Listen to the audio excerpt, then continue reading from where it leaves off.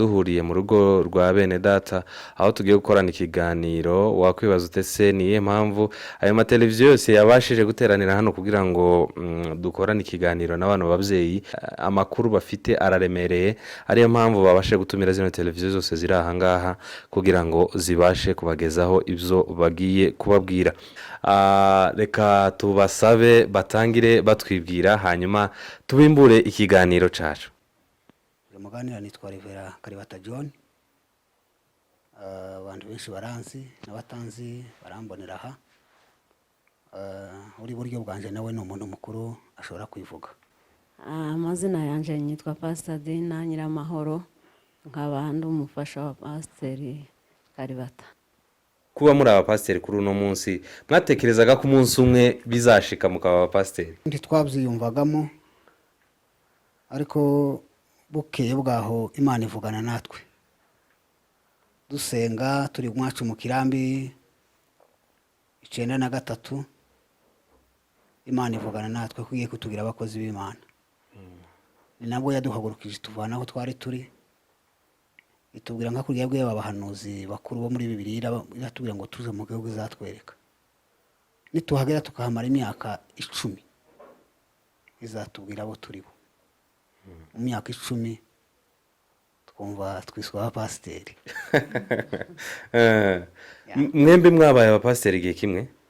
Je nizo wabaye pastori mu 2005 mbifashijwemo n'abashumba banje nubaha cyane kandi nkunda Apotre Masasu niwe wanyimitse kuba umushumba. Abifatanijemo na Bishop Constante Gasore. Hanyuma hari amateka yihariye yanyu rwose dusanzwe twumva ari no mpamvu wenda nsaba mugenzi wanje ese buriya siyo twaheraho Alice. Reka duhere kuri ayo ngayo. Reka duhere ku mateka rwose kubera ko izina Karibata ni izina rizwi n'abantu benshi, usibye ko benshi bazi ko wenda hari ushobora kuba bari bazi ko ushobora kuba uri umuntu w'umusaza cyane, ariko njewe uburyo natangiye kukumenya cyangwa se uburyo nakumvise nk'umwe mu bahanuzi. Karibata kuva mu bwana bwe ntiyari umuhanuzi, yari umugizi wa nabi wenda ukora ibibi kimwe n'abandi bose, ariko bukeye Imana insanga muri bya bibi nakoraga irampamagara. Nayibonye ku manywa sinayibwiwe amakuru, ndagiye inkane ku manywa nka mu masaa 7 mpura n'umuntu yasaga n'umubembe ansaba umuhoro kugira ngo atemura ahantu twugama imvura nje nawe, kubera ko nagiraga agasuzuguro n'intambara nyinshi. Yamwe ati se ngweze umuhoro wa mujenesi uje kundema? Ati ntabwo ndi umujenesi. Asetse mbona kurabagirane kwe mu maso he sa n'uzimiyemo buke, muhaye wa muhoraraga yaratema ngo ashike aninjiza muri rya vunzi cyangwa muri cya kigunda aransengera antamurura mu byari birindimo byose.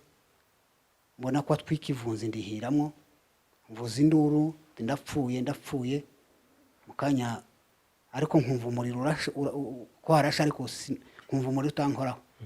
Numva arambwiye ngo uhawe imbaraga zo gutwara ubutumwa gutwika isi, kuburira abanyabyaha, kuvuga utababarira icyaha. Ntabwo imbaraga uwo munsi nuzura amarira menshi. Cyaje kumbwira ko ari marayika, nuko naje kumushakisha hagenda habura. Umwe mbona nk'igitonyanga c'imvura kiva mu kirere, mbona ko azamuka muri cya gitonyanga yinjira mu bishu. Kuva uwo munsi kugeza none ndi umukristo. Babaga ahantu hitwa kwibarabara ku Gatongo. Nari umugabo nari nubatse, nari mfite uyu mugore n'umwana wacu w'uburiza zishimoroje. Izo mbaraga zimaze kumfata kuko Imana yankoresheje imirimo y'igitangaza. Wenda muzamwumva ngo Karibata zashamburiya, Karibata zakora ibi nibi, Karibata yazarite, mbikora mu ibanga. Ntabwo mzamamaza nk'ibyamamaye muri iki gihe. Ntabwo nandarika undi umunyabyaha nk'uko babandarika wenda, kuko ndibuka Zakayo wo muri bibiliya bamubwiye amakuru ya yesu, bamubwira ko yesu agira neza, yesu akora imirimo n'ibitangaza, kuko ngo yaramukoresha w'ikoro wari waribye abantu ibintu byinshi, yumva afite amatsiko yo kuja kureba yesu, ntiyagiye gukizwa. ngo ahageze asanga abantu ni benshi n'uruvunganzoka, ngo yurira igiti ashaka neza ngo yitegere yesu amubone. Yesu nawe kuko ndaca hishwa ngo aviriya ntiyita kuri aba bakiranutse, yita ku munyabyaha Zakayo, aramubwira ngo ururuka uyu munsi agakiza karataha mu wawe. Niyo mpamvu tutakagombye gutwama abanyabyaha no kubarenguriraho ko bazarimbuka, ahubwo burya Yesu we icyo ashaka no munyabyaha, yanga icyaha ariko ashaka umunyabyaha, ndetse aranamuhendahenda kugira ngo aze kuri Yesu. aya mateka aratangaje cyane kuko urumva ko ni nka marayika wamubonekeye nyine amaso ku maso. Sinzi wenda ntabwo yadusobanuye neza, ariko abantu bashobora gutekereza ko zaba ari nk'inzozi Imana irashobora kugusura muri ubwo buryo, ariko kumva ngo umuntu yaramuganije arangije aramubura, abantu bashobora gukeka ko ari nk'amakabya nkuru ukuntu. Wenda aradusubiza nimba ari inzozi cyangwa se koko yarabonye marayika gutya. Abantu nanone bashobora kwibaza se marayika ni gute yasaga nk'umujenesi ibintu nk'ibyo. Urakoze cyane kubw'icyo kibazo cyo kubaza ngo se marayika asa gute no mubembe. Sinakoresheje ijambo umujenesi no mubembe n'umuntu. Yesu aje kumanuka hano mu isi yari umwana w'Imana, ariko yamanukanye ishusho y'umuntu.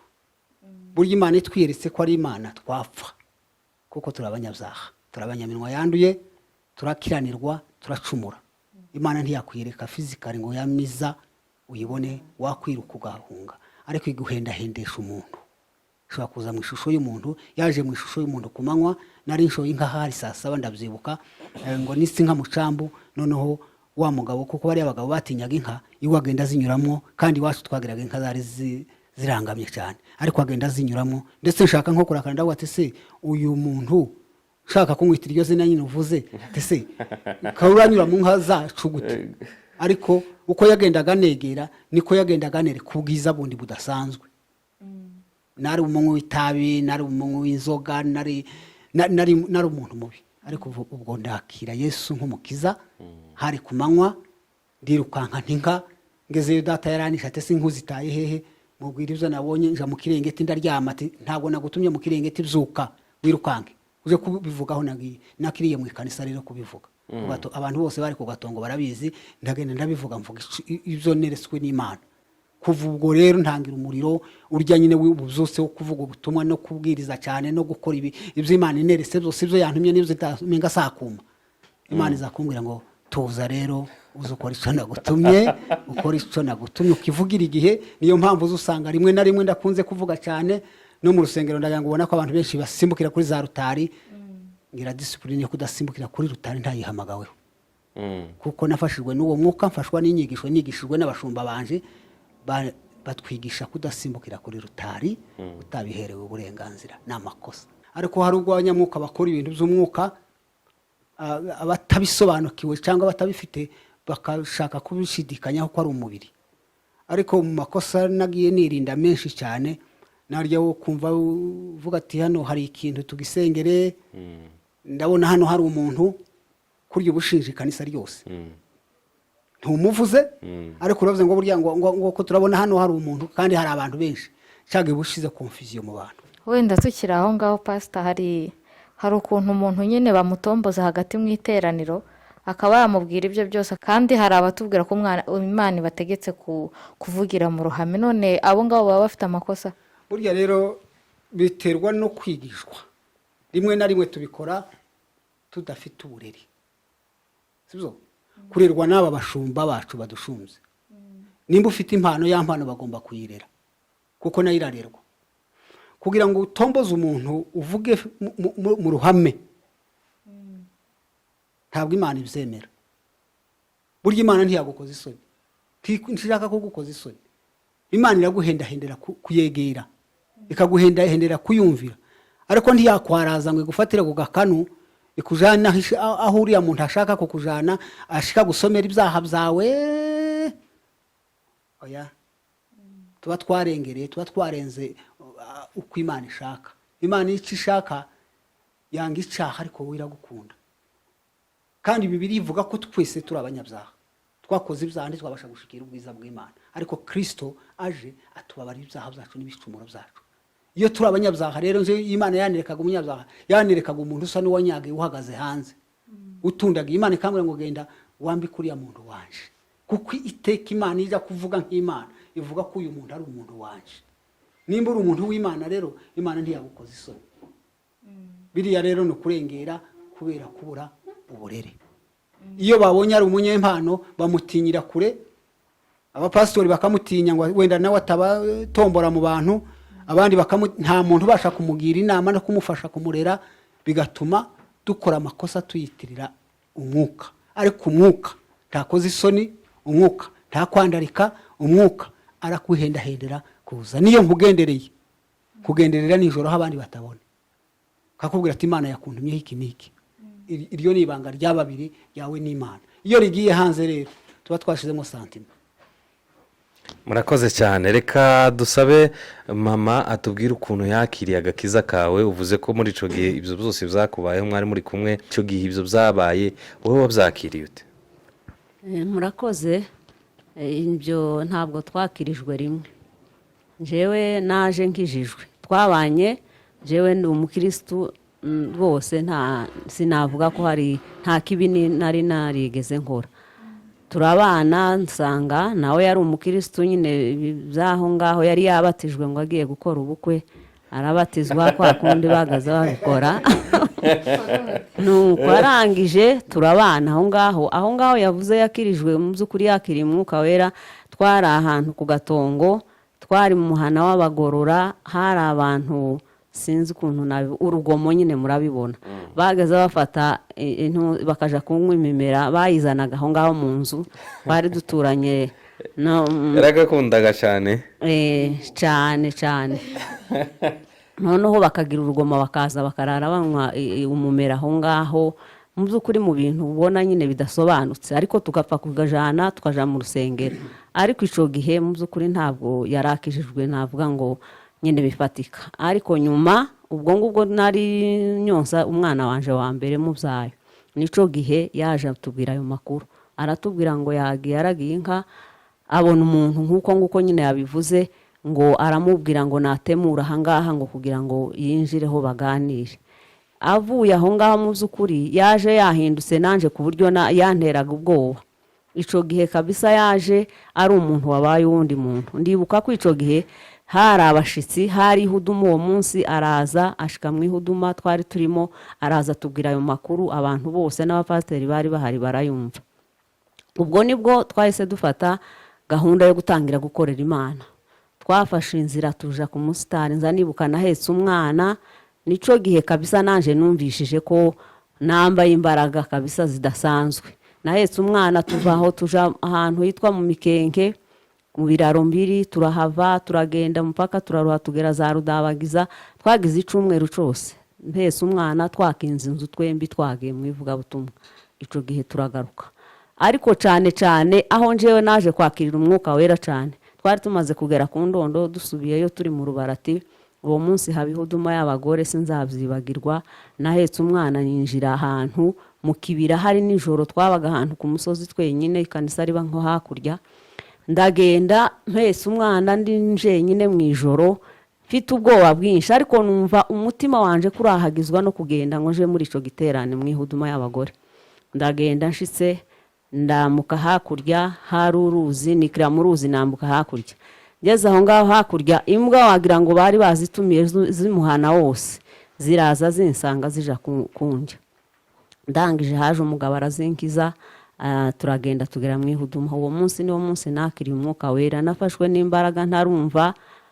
naherutse gusa mpese umwana nza kwisanga umwana bamunkuye mu mugongo ubwo uwo munsi niwo navuga ngo nakiriye umwuka wera kabisa ariko ubundi nari nsanzwe ndi umukirisitu nta kibi numvaga rwose nta n'icyaha nakoze ariko nyine nari ntarambikwa izo mbaraga naho kuvuga ngo wenda twakirijwe rimwe twembi ubwo nyine ntabwo ari rimwe kabisa arakuruta mu gakiza naho ibyo mwavuze by'ubupasiteri ntabwo nari natekereza ko n'abapasiteri mu buzima bwanje n'icyo kintu naranagitinyaga n'ubu nubwo ndiwe nza numva mfite ubwoba ibyo rwose umuntu akora byose uza ureba ukuntu warahiye ugatekereza ngo se iyi ndahiro ndahiye koko nzabikora ibyo mpaye ndahirira ukumva mu by'ukuri ni ikintu kigoye ariko hamwe n'imbaraga z'Imana no gusenga twizera ibyo byose Imana izidushoboza niyo mpamvu tugeze ahangaha twembi ico gihe yari afite imyaka mike nanje mfite mikeya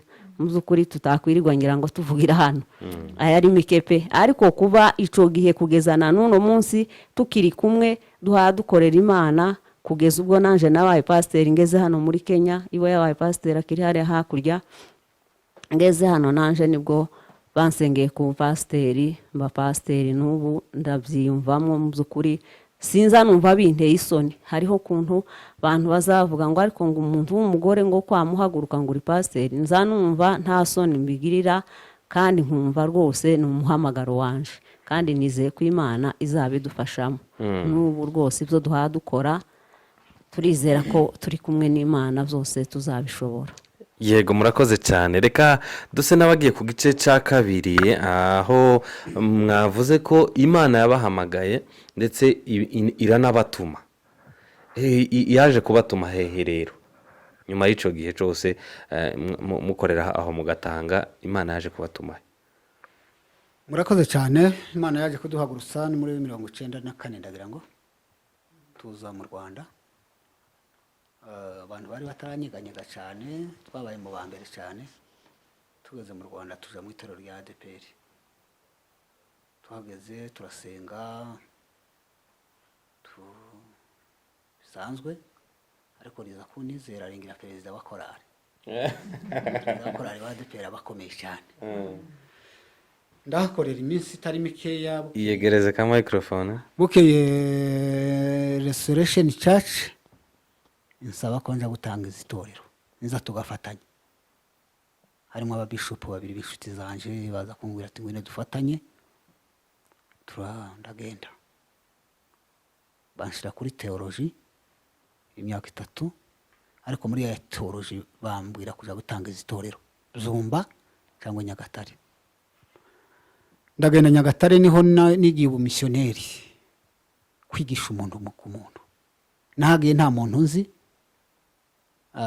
arije navuga wenda ukomoka muri kiriya gihugu ca Zaire nyine ariko mpasanga abandi baturuka za Uganda n'ahandi ntangiriza kubwiriza umuntu ku muntu nkabwiriza nijoro saa 10 barya bahinga barya bagira ute ntangiza itorero mbanza gushinga agahema nkavamwo dushinga imbaho tuzivamwo nkagira n'igikundiro cyane abantu bakankunda bikomeye abanzaniraga amata boherezaga abana babo gutura amaturo kandi badasengeraho ndashimira itorero rya Yare cyane abasaza baho boherezaga abana babo babaririnze mugende muje kuririmbira Karibata ngaya n'amaturo muturi bakaza bagatura amaturo ndabashimira cyane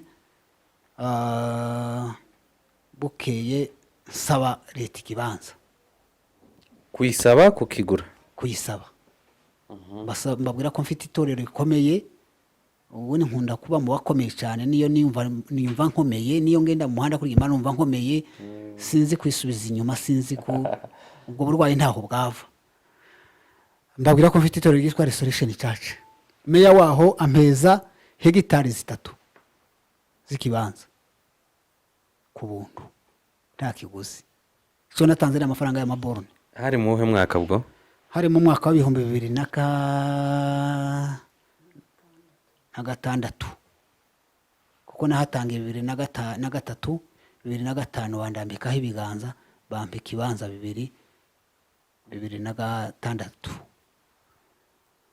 maze kubona ikibanza narishimye wa mugabo we biteye ubwoba mbona gukomera kw'Imana mpamagara aba representante banje baza kugisengera no kukizunguruka twebwe dukorera mu kwizera ntabwo dukorera amafaranga dufite dukorera mu kwizera niyo representante bamubwira ati nakeneye amafaranga kamwe ngo yamana yawe Karibata yamana yawe wasenze yamana izivugana nawe iguha amafaranga ndagenda saba banki ngenda nkukomeye muri banki nja kuguza amafaranga nta wundi muntu bari baguza amafaranga w'umupastori barambwiye ngo nije wa mbere bampeza miliyoni 11 shinganisha izina ryanje kuko naravuga ngo izina ryanje niryo rikomeye kurusha ibindi byose nirwo rura rusengero uzubona Nyagatare ndaza kuri kwereka rw'igitangaza imana irahamfashiriza imyaka 11 nahamaze nza kumva ryajwe rirya numvise cagere mbwira ngo haguruka igihe cawe kirageze guhaguruka mva hariya nari mu byiza nene urusengero nari ngiye guhembwa neza nari mfite abakristo beza banitayeho ariko ryajwi nanone ritone ku mutima ryajwi ry'Imana rihora rivuga riravuga ngo igihe cyawe cyo kugenda kuko yari yarambwe ngo niwuzuza urusengero ntukaruraremo nduwiteka Imana yawe uzagendera ku mababa abana bawe naguhaye nawe ubwawe nzaba Imana yawe nzarya iki ningerayo ni busaba Isiraheli batunzwe n'Imana mu butayu n'ubu nyine turiho kuri mano gusa mano nta mushahara nta kazi nta kepfo karugura ariko kubwa mano ugituruka ari wamwe ngo ufite umubiri mwiza iyo ni mano zikesha ubuyobozi bwiza gute bwa Restoration Church ubuyobozi bwiza bw'igihugu cy'u Rwanda butabangamira uvuga Imana by'ukuri cya kabiri noneho Restoration Church ifite abayobozi bize n'amalisansi n'amagaradiwa bize amashuri asanzwe baraba engineer baraba dogiteri ariko noneho Imana nabirabahamagara ibakoresha wa murimo iyo twajaga inama twakoreshaga kwizera kurarema kavuga ngo iyi nzu ejo izaba yabaye yanje bwacika biyawe twizerera kubusa kubidafatika ariko tukagera kubifatika n'uyu munsi rero usanze twicaye ha turi kubidafatika ariko ejo hacu ko turabona tubikoraho pastor hari abantu bazavuga ngo iyo umuntu ahanura cyangwa se yaganira n'Imana reka nkoresha iryo jambo ati akaba afite n'urusengero ntabwo akunze kubura abakristo ese abo bakristo ba Nyagatare mwagiye mugira n'amahanuzi bazaga bakurikiye bazaga bakijijwe ico ni ikibazo cibazwa n'abantu benshi cyane reka ngusabe ukidusobanurira uko kiba kimeze urakoze cyane munyamakuru tabia yanje sinayoboza abakristo ubuhanuzi kuko ejo nzabasiga uzaza wenda ntazaza ari umuhanuzi bitume ananirwa nyoboze itorero ry'Imana ijambo ry'Imana n'ijambo jewe ubuhanuzi ngira n'ubugenda bukubita ku ijambo ry'Imana kavuga ngo Uwiteka Imana nyiringabo avuza atya ubuhanuzi si umwuga ngo buri saha ko ndahanura uko nije mu rusengero nahanuye uko nije mu kanya gato ngo nahanuye ntabwo ubuhanuzi ari umwuga hari ubwo Imana ishobora kuvugana nawe none ukazamara umwaka itarongera kumva ryajwe pe tanabyitayeho wowe ukishimagura ukishima ukitema ukavuga ngo Mana avuga ikakwihorera kuko Imana yo ntivuga nk'umuntu ivuga igihe cyayo kigeze hari icyo ishaka kugeza ku bwoko bwayo ntabwo ari ubuhanuzi bwabazanaga bazanwaga n'ijambo ry'Imana. Okay, murakoze cyane reka wenda nkubaze uburyo wisanze hano Nairobi ukuntu wabonye ubuzima bwari bumeze itandukaniro rya Nyagatare na hano Nairobi byari bimeze bite?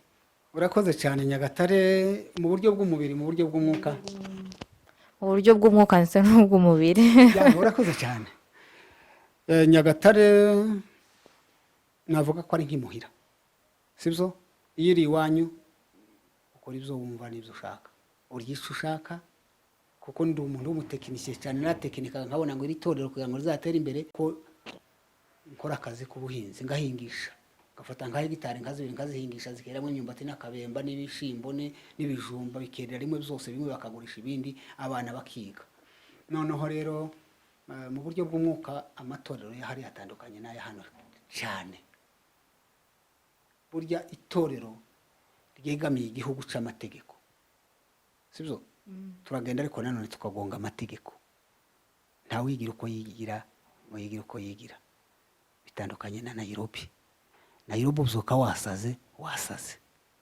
nimba usaruja mu ikanisa rwose nta kibazo wasaze nimba ufata ku ijosi wasaze nuko ugasanga rero rimwe na rimwe amatorero atagira ibihugu bifite amategeko agenga bituma umuntu yitwara uko ashaka amatorero yahariya ni amasirimu ni amatorero agendera ku murongo ndetse utaja kure na leta cyane na leta iba ari hafi jewe hariya nari nyoboye bameya hariya nari nyoboye umugore w'umuyobozi w'intara yari umukristo nayoboraga mukameya niwe wari unungirije.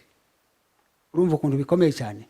Icyo gihe rero ntawo kugira uko yigira kose kuko ijisho rya emperi riba rihari mureba. Naho hano kuko nta mugenga nta muntu ucisha bugufi, umuntu yigira uko ashaka ugasanga byaracitse cyane. Birakabije. none ukigera hano ni irihe torero wakoranye naryo cyangwa se washitse n'ubundi ufungura Nageze irindi hano kanisa? ndi umushitsi, ntangizanya n'itorero ryitwa Harvest Ministries iyobowe na Bishop Muhima. Niwe twakoranye, niwe wanakiriye aramfasha tuzamura itorero rigera hariya. Ndaga murarizi. Yes, uwo niwe twakoranye. wenda tukiri aho ngaho kubera iki utahise ukomeza wenda ngo ufungure irya restoration wenda kubera ko n'ubundi ari ryo wari usanzwe? Nanze gutanga itorero rya Restoration Church kuko nta bushobozi nari mfite, kandi none amategeko agenga igihugu cy'u Rwanda n'amategeko agenga hano ntabwo ahuye. Urumva icyo twita ubuzima gatozi, hagomba kuba amategeko agenga Kenya, aba n'amategeko agenga hariya. Ikindi njya kuva hariya abashumba banje bambwiye ko batangije itorero hano Nairobi, ni muri turiya turere two hirya.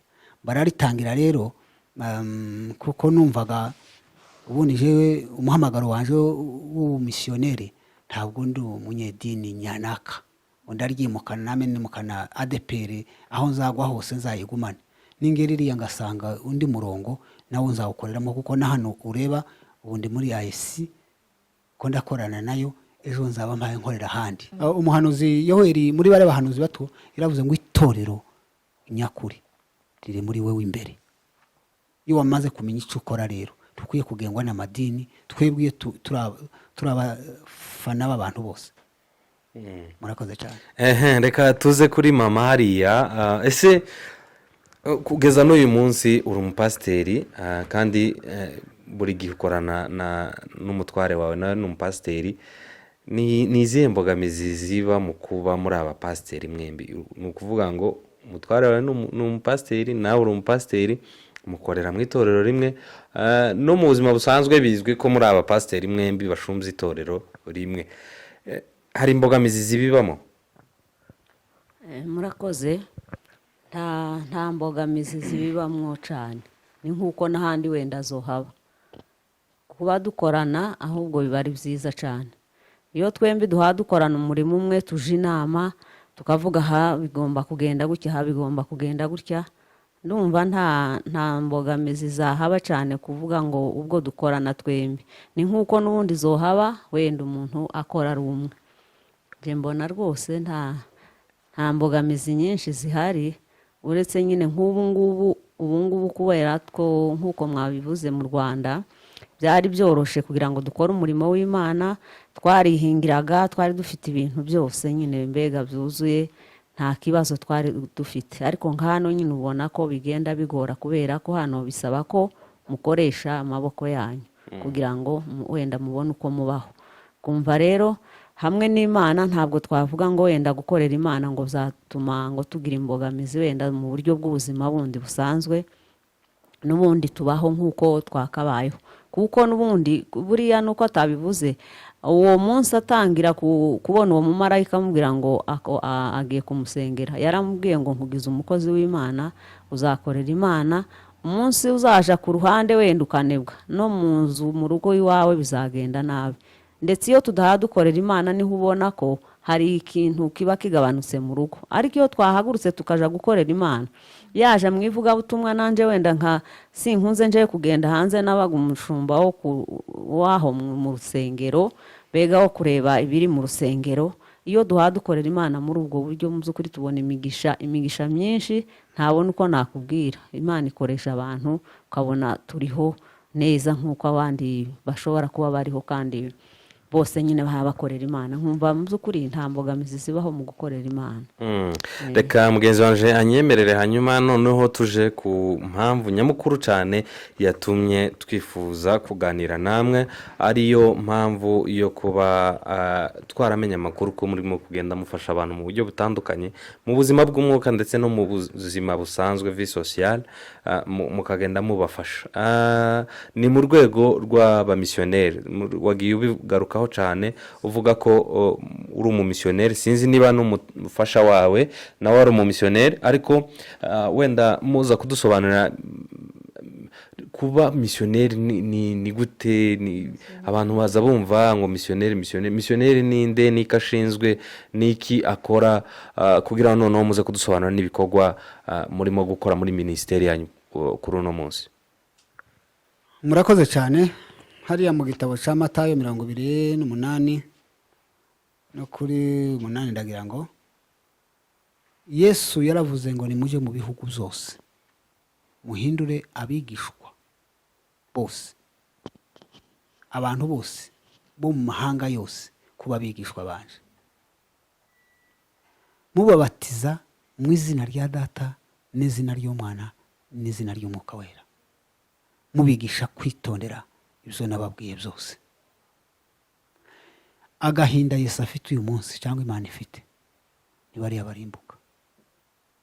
Ntafite agahinda kanje nawe kuko twarakijijwe, ntanafite n'agahinda ka bene wacu bose baravuga ngo barakijijwe.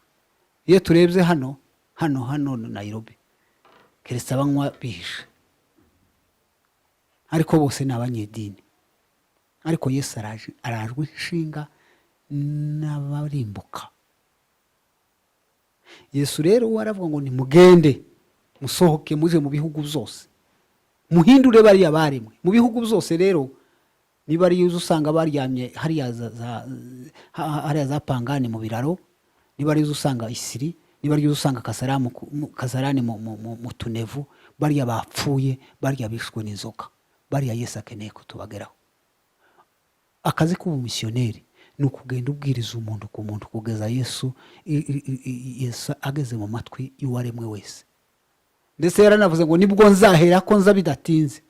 Iyo mbona turi mu rubzigane hariya mu makanisa dutwikana ko turatinza Yesu kuza, kuko ntituhaye tugera ku ntego za Yesu. Ko ntubona ndari hatike hano kavuga ngo ngiye kubwiriza hehe Igisenyi, bakamandihira indege, namara gushika kamasanga abakristo buzuye urusengero nk'ababwira birya basanzwe bazi, gasuya ngata ntaco nkoze na gito. Igifite ico kimaze ni ukubwiriza uriya utarakizwa, bariya bataramenya Yesu, bariya bacizera ibigirwamana. Nubwo bavuga ngo no muri twebwe harimo abafite ibigirwamana, ni mu migani. Nta bafite ibigirwamana bifatika ushobora kuja mu rukiko ukavuga ngo nabonye naka afite ibigirwamana dore ngibi, bashobora kuguta mu mugozi wewe. Ariko hariho abafite, turabona kuri televiziyo ya hano Kenya bavuga hariya za Nakuru, umuntu wibye inka bakaza bayimwikoreje cyangwa moto bayimwikoreje ku manywa izuba riva akaza hagenda arisha ibyatsi. Bariya rero nibo Yesu akeneye ko Yesu abageramo akabahindura. Aka kazi k'ubumisiyoneri ni ukubwiriza ubutumwa umuntu ku muntu, ugasura bariya babaye, bariya usanze bambaye ubusa, shaka ibyo kubambika. Bariya bashonje ntuzabwiriza umuntu ngo umubwiriza Yesu atariye ngo akumve, bahanze umugaburire.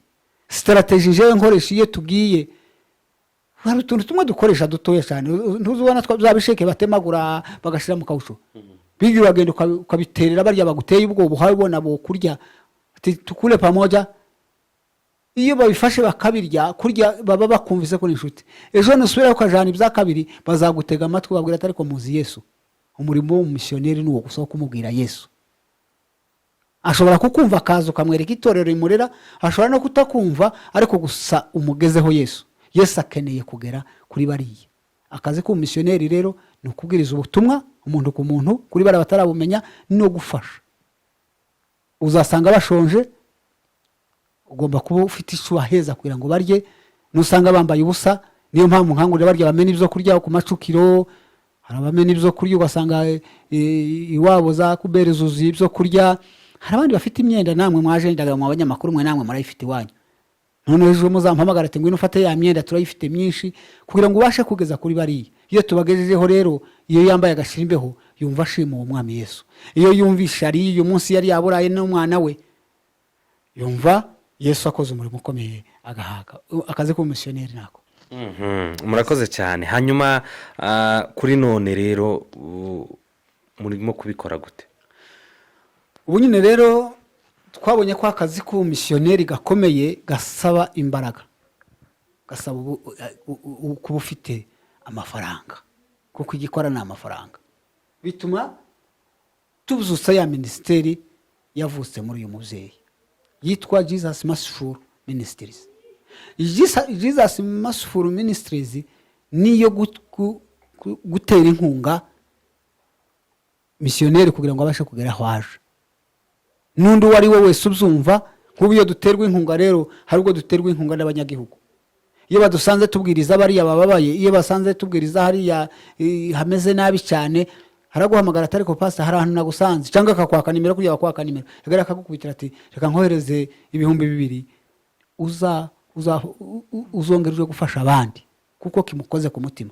Uyu munsi rero dufite umurimo ukomeye uremereye ndetse kurusha ya mirimo yose twakoze. Hariya hose twanyuze kubwiriza bariya abantu bababaye, bariya bamwe b'urumogi, bariya dutinya, bariya usanga barahwereye hariya. Dufite uwo murimo wo kubabwiriza ubutumwa, kubasanga, si bo ntibazarinduka kuza mu ikanisa, ni wowe ubasanga. Kubasanga rero ni ukugenda uri makini cyane. Ijambo rya mbere wasenze Imana, Imana ikavuga ngo ndi kumwe nawe. Iyo ni ijambo umukozi w'Imana atazasiga. Iyo Imana ivuze ngo genda mpagararanye nawe, genda ushize manga, ushize ubwoba. Usanga hari ibyihebe, hari abisha abantu, hari n'abacica abantu uyu munsi, ariko ukamubwiriza Yesu. Kandi iyo umubwiriza rero ntutangira umubwira ngo ejo uzarimbuka, Yesu agiye kuza, uzarimbuka muzabona ishano. Uramuhendahenda ariko ukamwereka ko ari mwiza. Ndetse bwacu ukamubwira ati uri smart, kandi afite ububabare bw'ubucafu bikomeye, ariko ukamubwira ati uri smart kabisa, umeze neza, ndabona umeze neza, ugahendahenda ukaza kumubwira Yesu akamwumva. Tugize iminsi tubwiriza ari Isiri mu Basomali, bariya babacuruzi, bariya bacuruza, uramuganiriza. Ubwa mbere nagiye nshike babandi bagenda bacuruza imineke, bansanga ndi hariya ku maduka yabo, ndababwira kila moja achukue ndizi moja. Buri wese afata umuneke, babona nguza umuneke, aranshima ngo bucenge barampobera cyane, barambwira ati wewe ni mtu mzuri sana, lakini namjua Yesu. Ukatangira rero ukamubwira Yesu, hamaze kumva nka 3 mu mezi 6, 3 gusa. Tubwire ngo ni kuryo uzagenda kubitega nabo baze kakurya kora igitaramo bakaza biruka. 3 ni bamaze kumva, ariko bafite ubwoba bwa bene wabo, bashaka umupasiteri ubashumba. Icyo gihe rero umujana ku mupasiteri unyagihugu uraho ngaho, ukamubwira ati ngaho uzakomeza gukurikirana aba bantu. Ntabwo ari inzira yoroshe gukurikira Yesu ngo nukwiyanguka nkurikira. Ubuzima tubayemo muno mwacu ntabwo twitekerezaho ubwacu, dutekereza abandi bababaye. Inama nyinshi tuja muno n'izabandi bababaye, kandi natwe tukibabaye wenda tubabarirwa n'abandi nabo bakadufasha, ariko tukaba muri turya duke badufashije, reka natwe tugira umwe dufasha. Nako kazi ko missionnaire. Wenda tukira aho ngaho mu gufasha abantu, baravuga ngo ijya kurisha ihera ku rugo. Natwe mu bwoko bwacu n'ubwo wenda harimo benshi basenga, ariko turacafite abarozi, abanywi ibiyobyabwenge, abatazi n'amatorero. Kubera iki noneho mutahereye mu bwoko bwacu ngo yego hari abaroga ariko ntibabyerekana, ariko n'ubundi batarakizwa, kandi abonaho n'ubundi Imana bafata nk'abandi bakiri hanze. None ko iki mutahereye kuri abo ngabo byibuze ngo mugende mugenderera umwe kugira ngo mubone no kwambuka n'ubundi mujye hirya? Ukuvuza ati kugendera bari abantu bene wanyu bakiroga, bakija mu biyobyabwenge, ntabo twaciraho iteka. Uyu munsi ndi umurevera ndi hano, ntawe naciraho iteka ngo mutunga urutoki nguri hano umurozi, keretse Imana yantungiye urutoki. Ariko nabwo Imana ya Isiraheli ntizayamutungura umuntu uvuga ngo uyu ni umurozi. Ntabwo izi kupfa kukumenera ibanga. Yakumenera ibanga gute? Kandi nawe uri umunyabyaha. Nimba uri yaroga, nawe wenda urifuza. Kandi ibyaha byose imbere y'Imana byose ni icyaha, nta kiruta ikindi. Noneho rero uburozi bwa bene wacu, umugani wawe, ni uburozi buhishe, buzwi na nyirabwo. Turumvikana? Kandi ubutumwa abohoraho buri munsi. anywa meza buri munsi, yewe yaranabatijwe, n'uyu munsi niwe usanga kuri rutari wa mbere aririmba. Noneho hariho abandi bo babikora ku mugaragaro, turumvikana. Usanga umupfumu hano ayapfumura rwose ukamubwiriza ubutumwa. Bariya bacu bahora ku butumwa buri munsi. Icyakora Imana yagutungiye agatoki kabwe ati genda nkiriza uriya mwana wanje, niko Imana izivuga. Ntabwo izivuga ngo umugome wanje, genda nkiriza uriya mwana wanje, ugenda wirukanga. Nta kundi urwana n'Imana se. Hari ubwo ngira ntiyana nijoro ngapfumura nkagenda, umugore ntamenye niyo nagiye. Hari ubwo ngenda nkunze kugenda ku manywa kuko ino baratemana, ntiwafa kugenda nijoro, uhura n'abantu bakagutema bakakwangiza, ugenda ku manywa. Ico gihe ya muntu myeho nakugasa ngo yantumye kuri uyu n'uyu nabangiye kubinjajwa nk'aba bandi, ni ibanga ryanje n'Imana. Ariko baragendererwa buri munsi, barabwirwa buri munsi isaha y'Imana. Kandi icyakabiri nakubwira, tumenya aho umuntu yakoreye icyaha ariko ntitumenya aho yihanira. Turumvikana? Bwa bwoko bwacu bamenya, baperereza cyane aho yakoreye icyaha bakahatinda, ariko ntibamenya aho yahuriye n'Imana. Je mvuga ko kiri icyaha ko ari nko kuraba, ni nko gupfa. Ushobora gupfa utarwaye gusuka gutyo cyangwa ukavunika. Ushobora kurira ya moto wajeho yagucunda kabiri ukihana. Ushobora kumva ijambo ry'Imana uri mu rusengero, ukenyereye kuza ukenyereyeho, ukirukanka ukaja kubijugunya muri toilette, kuko Imana yakoze ku mutima wawe. Abantu bakaguhoza muri kirya cyabaye gusa ngo se yiregeye he, bakunda kwikoreramo nka za nkovu za wa mugabo muri nturasome ijambo ry'Imana rivuga Toma baravuze ati Yesu yazuse twamubonye. Toma we yamavuga ati ntarakora mu nkovu z'imisumari bamukose, je sinorohanemera. Ese umunsi aja kubucisha barajanye no kubuta, rero ashobora kubuta ntibabimenye. Tugasigara ducirana imanza gusa kuko turi abacamanza, ariko twe dukwiye gucira abana imanza. Reka Imana yonyine izacu urubanza. Reka wenda tujye kuri mama atubwira uburyo mufatikanya cyane, ko urumva ko abo bantu baba bateye ubwoba, ugenda amasaha atandukanye, noneho ni gute mufatikanya muri ako kazi k'ubumisiyoneri? Murakoze. Mwumvishe ko akazi k'ubumisiyoneri ni ukuvuga ubutumwa ahantu abantu bataramenya ubutumwa. Muri izo nzira zose zo kugenda avuga ubutumwa, njewe ntabwo tuza tujana. Jewe ubutumwa bwanje butandukanye n'ubwiwe. Njewe ntabwo nza ngenda mbwiriza abo ngabo, njewe nkora ibintu byo kubafasha. Njya ngenda nkora umurimo wo kudoda, nkadoda kwa kundi mpaye ndoda, ngatekereza nkavuga ngo muri iyi myenda mpaye ndoda ngomba guhereza nk'umupfakazi umwenda. Hari ishirahamwe ry'abapfakazi baba hano ku rusengero rwacu aho dusengera. Narabitekereje ndabareba, ndavuga ngo nzagenda mpa buri muntu umwenda kugezaho wenda bose mbonye ko bakwijije.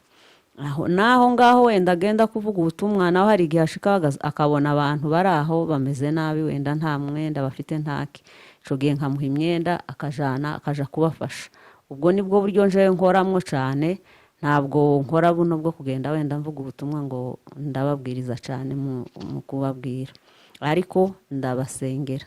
Ngira uwo mutwaro muri nje wo gusengera abapagani kugira ngo bakizwe. Kandi nawe yagiye kugenda aho agiye ndamusengera, nkavuga Mana hari ahantu agiye n'ubutumwa agiye kuvuga hariya bugende bugere ku mitima y'abantu, bagende bakizwe. Niyo yagiye nyine muri ubwo buryo, wenda adafite tike ndayimuhereza rwose akagenda. Urumva ko tuba dufatikanyije 100%. Murakoze cyane. Reka naje mbaze, wenda hari twabonye hari ibikoresho bimwe twarebye ku ruhande, nubwo tutabyeretse abantu, ariko nyine mbere yuko igihe twagereye ahangaha twabanje kuganira inyuma ya kamera. Ubwo ngubwo ndasa n'umenya ibanga, ariko ntacyo bitwaye. Mutwereka ibintu bimwe, ibikoresho bimwe bihenze cyane, bisaba amafaranga menshi cyane rwose, n'amafoto menshi y'abantu mwagiye mufasha. Noneho tukibaza tutese ibi bintu ko bisabye amafaranga menshi. Wenda reka nsabe pasiteri atwereke kimwe muri byo kugira ngo abantu babibone. Ubu ni uburengeti, turi mu gihe cy'imbeho nyinshi cyane muri Kenya, ariko burahenze. Twabwiwe ko ari bimwe mu bikoresho bagenda bafasha abantu, kandi ni gishasha. Ubwo ni ukuvuga mu yandi magambo, ibi ni ibintu biba bisabye ubushobozi bwinshi cyane. Mukuraho ubushobozi, nubwo mwavuze ko hari bamwe rimwe na rimwe bagira icyo babafasha, ariko by'umwihariko mukura hehe ubushobozi kugira ngo wenda hari mubashe kugera ku bakeneye ubufasha muba mufite? murakoze cyane by'ukuri ubufasha kuruta ubufasha ni iyerekwa ryamaze kukuzamo rikakwereka icyo gukora. Yesu yaravuze ngo nuhaguruka nzahagurukana nawe, ndetse nugenda nzagendana nawe, nzaba Imana yawe nawe uzaba iki? Uzaba ubwoko bwanje.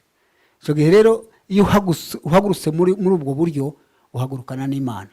Twebwe nta baterankunga dufite, twabanje kuba baterankunga twebwe ubwacu. Uyu mubyeyi n'abana be, twicaza abana be turababaza ngo ese mwebwe muzamubona nimugera ku bisubizo muzabiki? Umwe akatubwira ati je zafasha imfubyi n'abapfakazi, zafasha abatishoboye. Turababwira noneho uburyo bimeze, reka mubyitoze mutarakomera. Muzaje kugera hariya mubona muzaba mufite amafaranga menshi, mwaratangiye gukora, kuko igikorwa nicyo kibanza. Batangira gushora bonyine. Ubonye 100, nimba muno mu nzu twahahishaga wenda 300 ku munsi, twangu 100 turishire ku ruhande, 200 tuyashire ku ruhande, dutangira gukora. Natwe icyo gikorwa rero turavuga ngo mu by'Imana yaduhaye byose twitange. Ngira imyenda myiza cyane, ndi umuntu uzuba smart. Nzangena ngafata muri ya myenda myiza, hari ubwo dufata ishaje n'undi atacambara, ngafata mu imyiza nkayitanga, bwaca nkabona indi myinshi cyane. Bose arakoze. Nanje numvaga namwunganira nkuko mwari mubaje ngo ubufasha tubukura hehe. Nta bufasha rwose bw'ahandi hari hose, naho ngaho wenda avuga ni abantu babivuga gutyo nyine wenda ariko batarabishira mu bikorwa. Ariko mu by'ukuri amafaranga dukoresha hano aracara ayacu gusa, yacu nk'abana, abana natwe twarabitekereje rwose nk'uko yabivuze. Twumva buri wese afite uwo mutima, wamubwira ukumva afite umutima wo gushaka gufasha imfubyi se cyangwa abantu batishoboye. Turavuga ngo rero ubwo bimeze gutyo, mureke dukore twese iyi ngibe minisiteri yo kuzaza dufasha imfubyi n'abapfakazi. Ushoboye kuvuga ubutumwa buvuge, ushoboye kwogosha agende yogoshe. Twaragiye umunsi umwe tujari akasarani mu kigo c'abana b'imfubyi ngo dushike barawogosha kabisa. Abana bacu bazi kogosha, bafata abanyakenya bo bana b'imfubyi barabogosha. Nanje ndabafasha, nasanze bahabatora ibishimbo, ari ubwana butoya ubona nyine buteye ishavu kabisa. Ndababwira nti muzane hano mbafashe bana, ndabafashije turatoye ibishimbo, ndangije ndabakuburira aho ngaho ho bari ko bakora, barishima cyane. Rero mbitekereje mbibonye uwo munsi narababwiye, ndababwira nti mwabana muzi ko mufite ubushobozi, ntabwo rwose tugomba kwicara uzaza ubona amafaranga, nubona 1,000 ubike 100, nubona 500 ubike 100, kugira ngo tuzagure bino bikoresho byo kugenda dufasha abapfakazi. Nukuri nukuvuga ngo nuko nta handi ubufasha buva. Hari n'igihe dushobora kwicara muno mu nzu nta mafaranga dufite, ariko dugatekereza cyane kuri ico gikorwa kugira ngo tuzabone ikintu dufashisha abantu.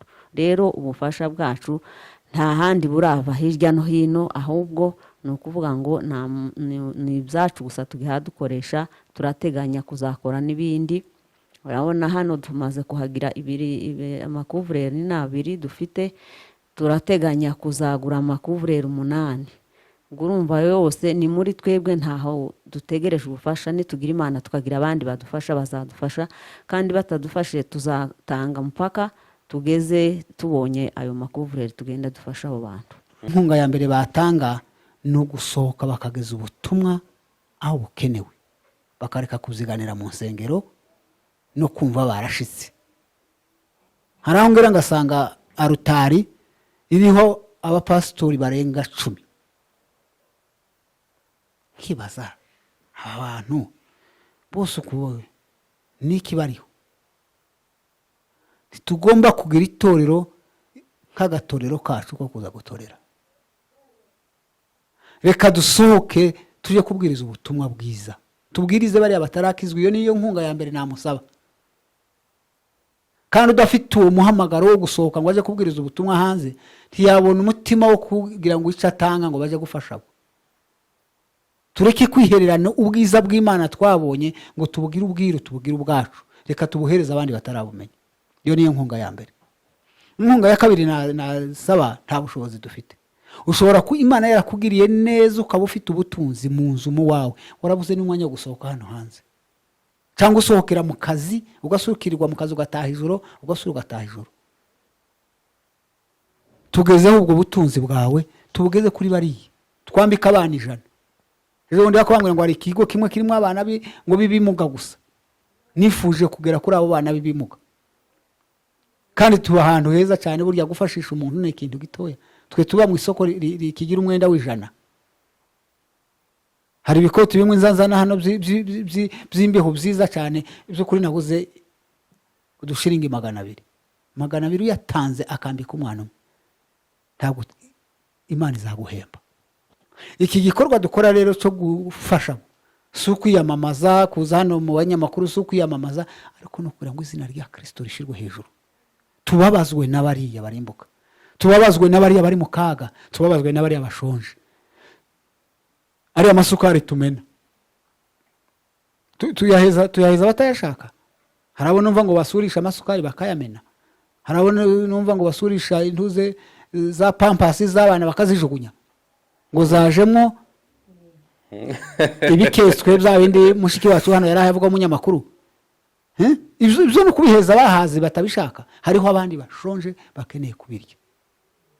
Je nkaba nakangurira abatwumva bose ko mwatwumva mukadushigikira, iyi ministeri mukayizamwe muri benshi hirya no hino. Ikindi mukarekura ubutunzi bwanyu kugira ngo tubashe kubufashisha abangaba twe dufite umwanya.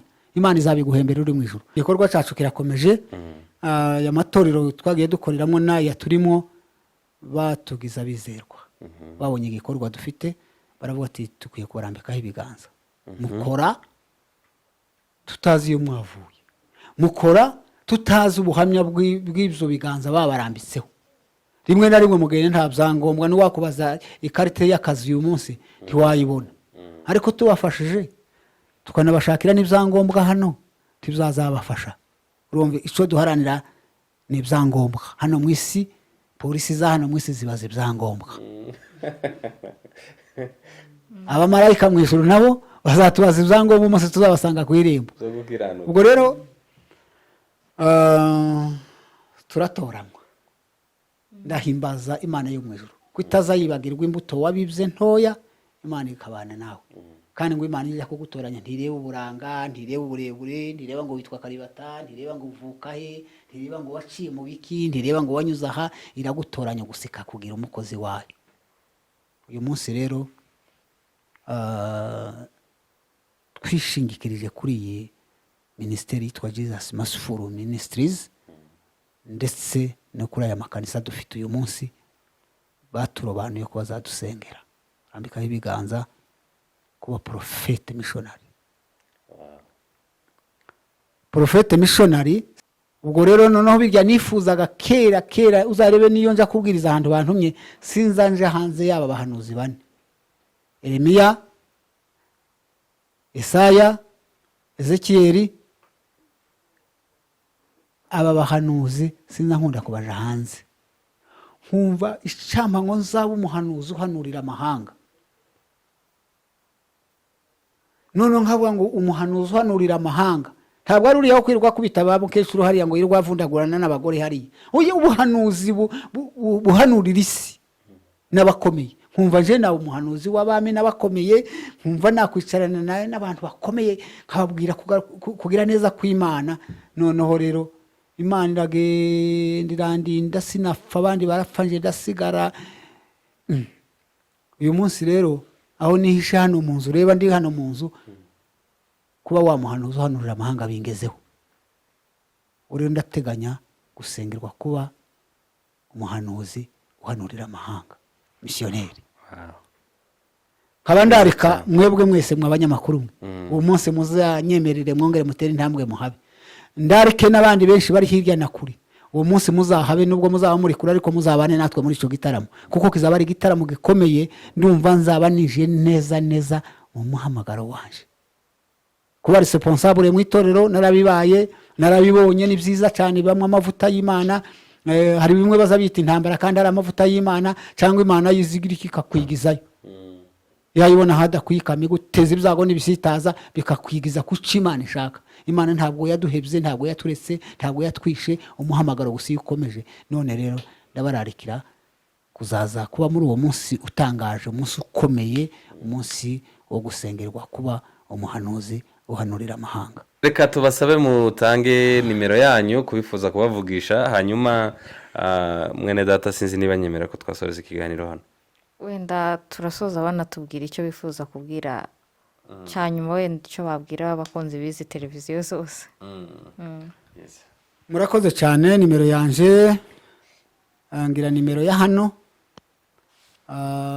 ni uguteranya 254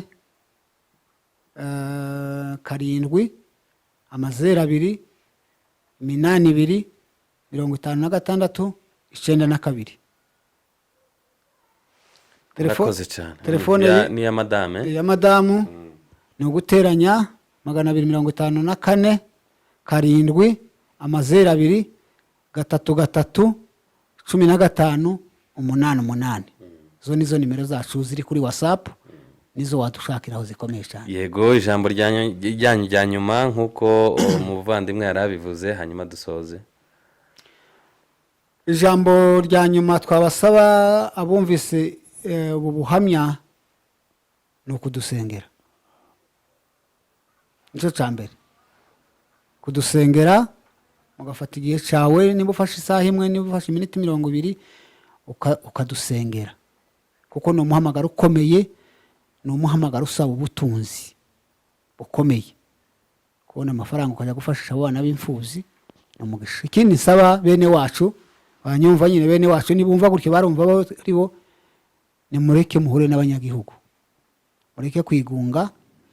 Ingaruka zimwe dufite muri ibi bihe nuko naho twabaye twigunze, dusa n'abahaye akato abaturanyi, ntibadushakamo. Simvuga ngo mubashake, uzashaka uw'Imana yakugeneye. Ntitusangira byinshi n'amakarisi ugasanga turitarura tukaje kwacu, ariko mushaka uburyo muhura na banyirigihugu. Banyirigihugu nibo bafite umutima w'igihugu cyabo, nibo bafite ibanga ry'igihugu cyabo, bazatugeza kubikomeye. Imana ibahe umugisha. Abanyamakuru mwadusuye uyu munsi, kandi Imana ibakomeze, mwumve ko dufite inshingano ikomeye.